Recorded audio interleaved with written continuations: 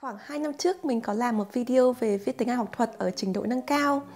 Trong suốt thời gian đấy thì mình nhận được rất nhiều tin nhắn và email các bạn nói rằng là Chi ơi, video rất là hay nhưng bạn có thể làm một video khác cũng về chủ đề viết nhưng với trình độ thấp hơn, tức là từ thấp đến trung bình được không? Và video có thể ứng dụng được cho những cái hoàn cảnh khác, những cái mục tiêu viết khác ngoài học thuật được không?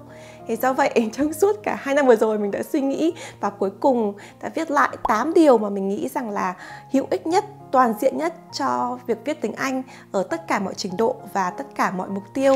Điều đầu tiên và tiên quyết nhất của việc viết tiếng Anh tốt là bạn cần phải có nền tảng ngữ pháp vững chắc và vốn từ vựng phong phú. Đây là gốc rễ, là cội nguồn, là nền móng của việc viết và nó không thể giấu dốt được. Giấu dốt có nghĩa là gì? Chẳng hạn như là khi bạn nói tiếng Anh thì có thể bạn dùng sai ngữ pháp này, bạn dùng sai từ này, thậm chí bạn phát âm sai một số điểm. Thì người nghe người ta có thể dựa vào ngữ cảnh nói và ngôn ngữ cử chỉ của bạn để họ đoán được, họ luận được cái nghĩa bạn nói, có thể không sao. Thế nhưng mà viết ấy, nó rất là khác. Khi mà bạn đọc một bài viết nó sai ngữ pháp, nó sai từ, nó rất là khó hiểu và nó rất là gây khó chịu cho người đọc. Một người viết mà được đào tạo bài bản, giỏi ngữ pháp, chắc từ vựng thì cách họ viết rất là khác với những người mà người ta chưa được đào tạo và người ta viết những cách người ta nói nó rất là khác và nó rất là rõ đối với bài viết. Do vậy không có một cái cách nào để có thể đi được tắt ở đây cả. Để mà bạn có thể trở thành một người viết tốt ấy, thì bước đầu tiên ấy, mình phải học ngữ pháp. Và trong quá trình mà học ngữ pháp mình phải trau dồi từ vựng. Hai cái này mà cực kỳ chắc rồi ấy, thì những cái con đường sau của bạn nó sẽ dễ dàng hơn rất là nhiều. Nghe đến đây thì các bạn có thể nói rằng là một cái lời khuyên này thì khác gì những cái lời khuyên của cái việc học tiếng Anh truyền thống ở Việt Nam. Thì nếu mà cái việc học tiếng Anh ở Việt Nam nặng nề về ngữ pháp, nặng nề về từ vựng như vậy thì học sinh Việt Nam phải giỏi viết chứ, tại sao lại khó khăn với việc viết như vậy? Thì điều này dẫn đến cái điểm thứ hai trong lời khuyên của mình, đó là viết chứ không chỉ đặt câu. Cái vấn đề của việc học viết ở Việt Nam ấy là mình quá chú trọng vào việc học ngữ pháp và từ vựng để đi thi. Tức là đi thi những cái kỳ thi ở trong nước chẳng hạn như là tốt nghiệp này, thi chuyển cấp này, thi lên đại học này, thi ở trong lớp chẳng hạn. Thì những cái kỳ thi đấy thì nó thường là nó chỉ test cái khả năng ví dụ đặt câu này, điền từ vào chỗ trống này, hay là lựa chọn những cái lựa chọn có sẵn khoanh vòng thôi. Thì nó không đòi hỏi mình là mình viết hẳn một đoạn văn hoàn chỉnh. Thì bản thân mình cũng từng học bao nhiêu năm phổ thông ở Việt Nam bằng tiếng Anh và mình học thi khối D, mình thậm chí còn đỗ một số điểm tiếng Anh rất là cao vào một khoa dạy bằng tiếng Anh ở trường Đại học Hà Nội. Thế nhưng mà đến khi mà mình vào đến trường của mình rồi ấy, thì mình mới nhận ra rằng là ôi, trước đây mình chỉ biết đặt câu thôi.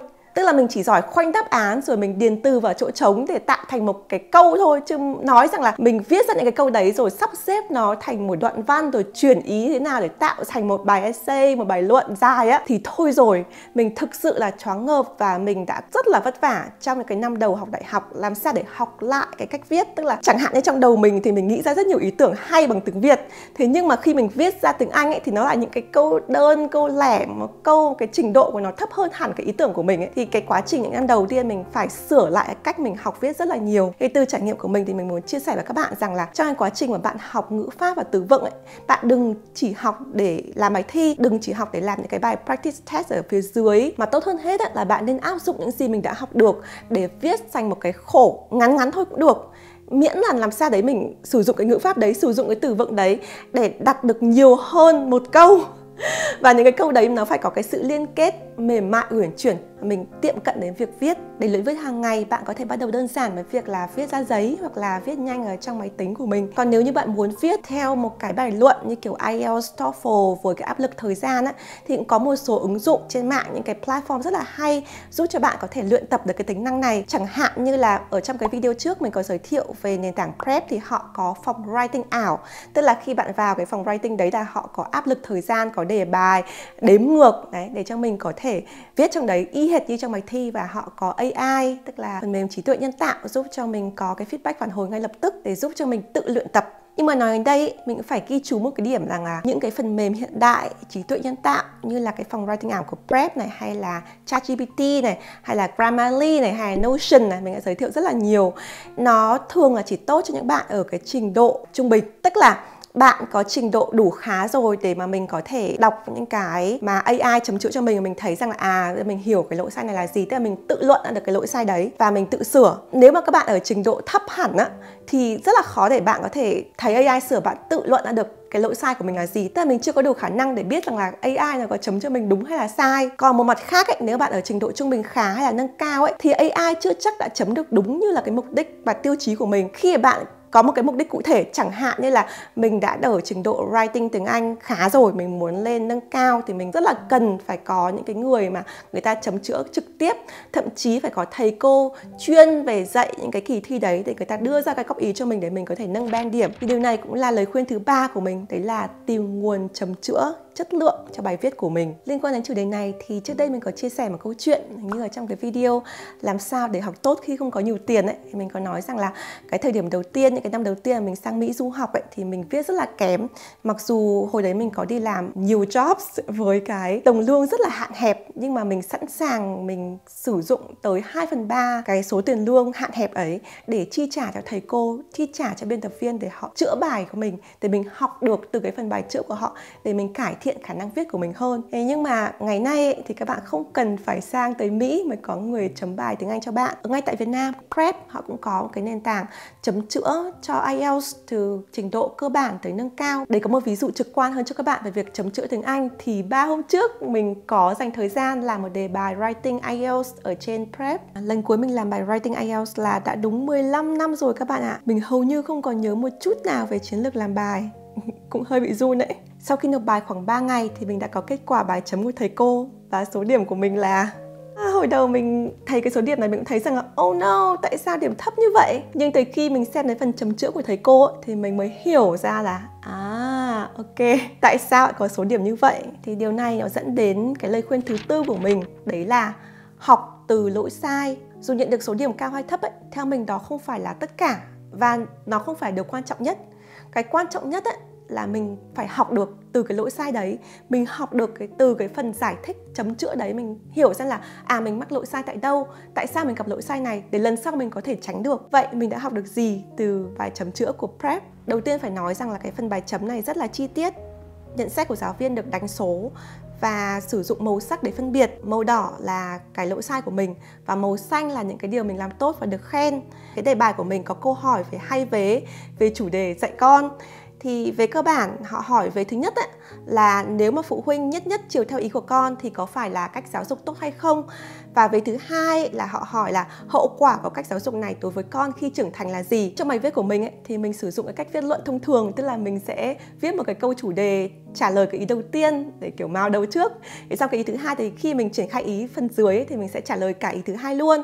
Và mình cũng viết theo cái cách viết luận thông thường, mình viết một mạch chứ mình không có xuống dòng đối với cái khổ ngắn như vậy. Thì cái cách viết này thực ra nó không sai. Thế nhưng mà khi mình đọc cái lời đánh giá của thầy cô thì mình mới hiểu rằng là nó chưa đạt cho kỳ thi IELTS. Tức là khi mà mình viết để mà mình viết đi thi á, thì mình cần phải nói rất là rõ ngay từ ban đầu. Cái câu đầu tiên phải đáp ứng đủ cả hai tiêu chí của bài thi trước. Thứ hai nữa là mình cần phải xuống dòng chuyển ý để cho người chấm bài thi của mình á, họ dễ dàng họ nhận ra rằng ok, đây là cái phần ý này, ok, tích được điểm, ý sau tích được điểm. Nó đỡ đau mắt cho người ta hơn và mình thấy rằng là đây cũng là một cái chiến lược thi tốt. Tiếp theo nữa ấy, thì trong cái bài thi này mình gặp phải một lỗi rất là xấu hổ, đấy là lỗi đánh máy. Ví dụ như câu này thì mình viết sai từ from và khi mình đánh máy cụm thâu no ấy thì mình thiếu mất chữ no. Cái lỗi sai này là do thói quen cả một thập kỷ vừa qua thì mình viết ở trên máy thì có kiểu check spelling, sửa lỗi đánh máy ngay lập tức ấy. Thì mình không có cái thói quen để mình check lại, mình cũng chủ quan. Mình không đọc lại bài viết trước khi mình nhấn nộp bài. Thì đây cũng là một cái lỗi mà mình thấy rằng là thực sự biết ơn thầy cô giáo của Prep đã rất là tỉ mỉ. Những cái lỗi nhỏ đánh máy này người ta cũng tìm ra được, chứng tỏ người ta đọc từng câu từng chữ. Nhân nói thầy cô ấy, vì là một người cũng đi học, cũng là giáo viên, do vậy mình cũng học được rất nhiều thứ thú vị từ cái bài chấm này. Cái thứ nhất ấy, có rất nhiều phần màu xanh là những cái phần mà thầy cô khen là mình viết bài tốt. Thì đây là một cái điểm mình thấy rằng là ở trong tâm lý giáo dục và trong cách giảng dạy ấy, nó là một cái rất là tích cực. Bởi vì là học viên người ta học được không chỉ từ lỗi sai mà còn từ những điểm họ làm tốt nữa, thì họ sẽ có cái sự khuyến khích, có sự động viên để mình làm những cái bài tiếp theo tốt hơn. Thêm nữa, trong bài chấm ấy thì giáo viên cũng thể hiện được cái sự công bằng với việc làm phân loại cái tiêu chí chấm điểm của mình theo cái tiêu chí của IELTS, có cả tiêu chí chấm phụ nữa. Ngoài ra, hai cái điều mà mình đã test thử rất nhiều nền tảng mà mình chỉ thấy Prep có, đấy là cái phần action plan, tức là kế hoạch hành động, cái lời góp ý cụ thể của thầy cô là mình nên làm gì để có thể học được tốt hơn. Prep cũng có phần chat 1-1 với chính giáo viên mà sửa bài cho mình để mình có thể hỏi thêm. Nhìn chung ấy thì mình rất là thích cái phần chấm chữa của Prep và mình học được rất là nhiều. Nếu bạn quan tâm đến khóa chấm chữa thì các bạn có thể inbox Prep theo thông tin trên màn hình để được tư vấn. Còn nếu các bạn quan tâm đến cả khóa IELTS với cả 4 kỹ năng ấy, thì mình cũng liên hệ với Prep để lấy một cái code giảm giá như trên màn hình để giúp cho các bạn có thể tiết kiệm một phần nào chi phí khi đi học. Các thông tin cụ thể hơn thì mình sẽ để ở phần miêu tả video nhé. Bên cạnh việc viết một cách chặt chẽ bài bản, có người chấm chữa kỹ càng như trên ấy, thì cũng có một cách khác giúp cho bạn có thể học viết một cách thoải mái tự do hơn, đấy là viết tự do. Viết tự do có nghĩa là gì? Có nghĩa rằng là bạn sẽ ngồi xuống viết và bạn sẽ viết tất cả những cái điều gì mình nghĩ trong đầu, như kiểu viết để giải tỏa, viết để thể hiện ra cảm xúc của mình. Nhưng quan trọng là mình sẽ không dừng lại để edit, mình sẽ không dừng lại để biên tập. Mình không quan tâm là mình sai ngữ pháp, sai từ vựng, sai cấu trúc, mình không quan tâm một cái gì hết. Tức là mình bỏ đi tất cả những cái mà trước nay là mình sợ hãi, mình lo lắng, mình cố gắng mình chỉnh sửa, thì mình hãy cứ viết thoải mái theo đúng cái suy nghĩ của mình. Sai cũng được, và thậm chí viết lẫn cả tiếng Việt, tiếng Anh cũng được. Lợi ích của việc viết tự do là gì? Lợi ích của việc viết tự do là thứ nhất là mình luyện tập được tư duy của mình và luyện tập được cách tư duy bằng tiếng Anh. Ở trong một số video trước ấy, thì mình có chia sẻ vấn đề của rất nhiều học sinh Việt Nam và quốc tế khi mình học nói và học viết tiếng Anh ấy, là mình tư duy bằng tiếng mẹ đẻ, sau đó mình dịch ra tiếng Anh.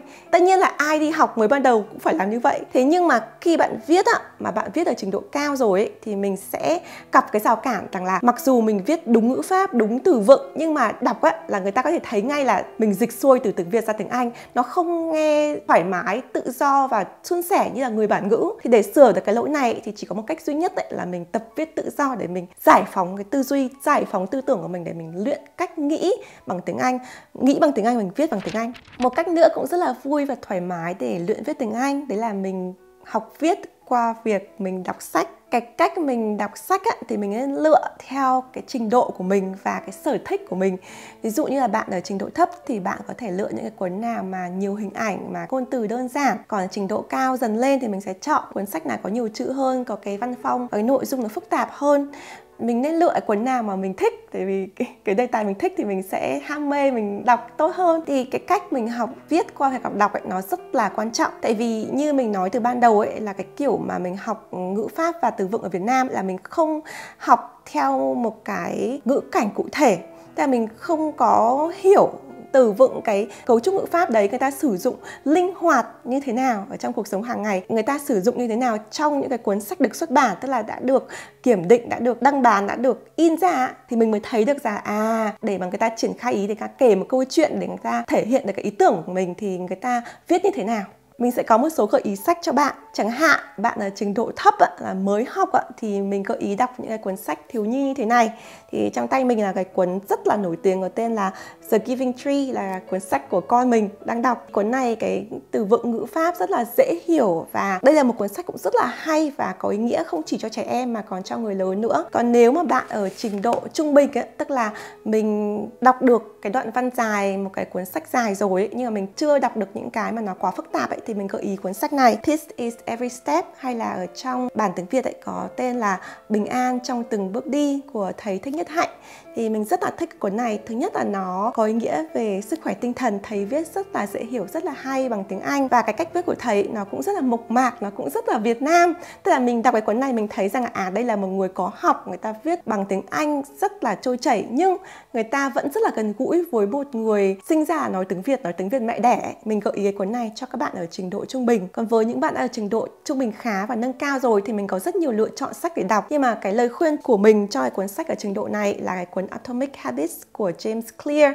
Đây là một cuốn sách mình nghĩ rằng là viết rất là rõ ràng. Thế nhưng mà cái nội dung trong đấy nó cũng đủ phức tạp, đủ nâng cao để mình hiểu rằng là một người viết mà người ta trích dẫn học thuật, trích dẫn nghiên cứu, nhưng mà người ta viết cái kiểu như là dễ hiểu cho cộng đồng thì như thế nào. Thứ 7, nhận xét bài viết của người khác. Bên cạnh việc mà mình tự học cho mình ấy, thì một cái điều rất là thú vị của việc học viết ấy, đấy là khi mà mình bắt đầu đọc bài của người khác, mình hỗ trợ người khác, mình đưa ra phản hồi cho người khác. Và đặc biệt ấy, nếu mà bạn đang ôn thi cái kỳ thi nào đấy ấy, thì mình chấm bài thi cho người khác ấy, là cái cách để mình ôn thi được cực kỳ tốt. Đấy là lý do tại sao mà bạn có thể để ý là có rất nhiều thầy cô giáo dạy IELTS chẳng hạn, thì cái điểm IELTS của họ cũng rất là cao. Tuy nhiên một phần là cái kiến thức của họ giỏi rồi, cái khả năng tiếng Anh của họ giỏi rồi, nhưng mà như mình vừa thể hiện ở trong cái phần làm bài viết IELTS của mình á, là cái kỹ năng thi cũng rất là quan trọng để có thể đạt được điểm IELTS, TOEFL cao. Khi mà bạn là giáo viên tiếng Anh, hoặc là ví dụ bạn là một người học nhưng mà bạn học ở trong nhóm chẳng hạn, thì bạn đọc bài thi của người khác, bạn chấm cho bạn bè của mình hay học trò của mình, thì mình học được rất nhiều về những cái lỗi sai thường gặp. Thì khi mình làm bài của mình ấy, thì mình sẽ tự động tránh được những cái lỗi sai đấy, và mình hiểu hơn cái tâm lý của người chấm, đúng không? Nhưng nếu mà mình chỉ làm bài cho chính mình thôi thì người khác chấm cho mình thì mình không hiểu là người ta nhìn cái bài này thì người ta sẽ chấm những cái điểm nào, có những tiêu chí nào. Thế khi mà mình là người chấm rồi, mình sẽ thấy là ok, chẳng hạn như là cái câu mở đầu của bài nó phải đủ 2 ý, 3 ý như thế này. Đấy, thì nó sẽ giúp cho mình học được thêm rất nhiều ở khía cạnh của người viết. Đặc biệt hơn nữa ấy, là khi mình chấm bài, mình góp ý cho người khác ấy, thì mình cũng sẽ học được cái cách làm sao để mình có thể góp ý được tốt nhất. Mình góp ý làm sao để có tính xây dựng nhất, để người ta hiểu được cái ý của mình diễn đạt như thế nào, người ta thấy rằng là cái phần này có thể bạn viết không sai nhưng mà nó chưa rõ ràng, thì mình sẽ sửa như thế nào. Thì khi mà mình có thể diễn giải cái suy nghĩ của mình ấy, mình có thể dạy lại được người khác ấy, thì cũng chính là cái lúc mà mình nâng cao khả năng của mình tự dạy cho chính mình. Bí quyết cuối cùng và quan trọng nhất để giỏi viết tiếng Anh, đấy chính là viết với niềm vui.